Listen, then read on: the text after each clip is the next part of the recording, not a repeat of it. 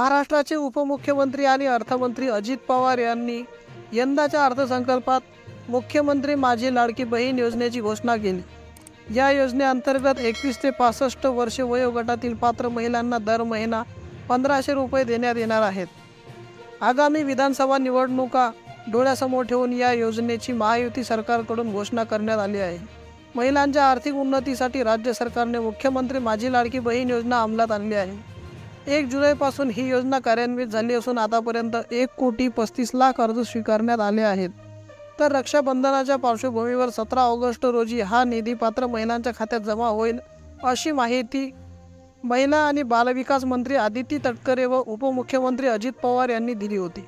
परंतु त्याआधीच पात्र महिलांच्या खात्यावर पैसे जमा झाल्याची माहिती भाजपचे आमदार राणा जगजितसिंह पद्मसिंह पाटील यांनी ट्विटर या समाज माध्यमावरून दिली आहे।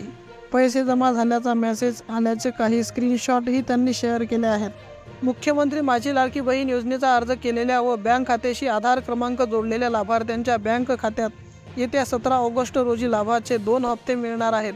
परंतु ज्यांचे बँक खात्याशी आधार क्रमांक जोडले गेले नाहीत अशा पात्र लाभार्थ्यांना त्यांच्या खात्याशी आधार क्रमांक जोडले गेल्यानंतर लाभाची रक्कम मिळणार आहे। कोणतेही पात्र लाभार्थी लाभापासून वंचित राहणार नाहीत। 17 ऑगस्ट रोजी लाभ न मिळालेल्या लाभार्थ्यांनी आपले बँक खात्याशी तातडीने आधार क्रमांक जोडून घ्यावेत, असे आवाहन महिला व बालविकास मंत्री आदिती तटकरे यांनी केलेले आहे।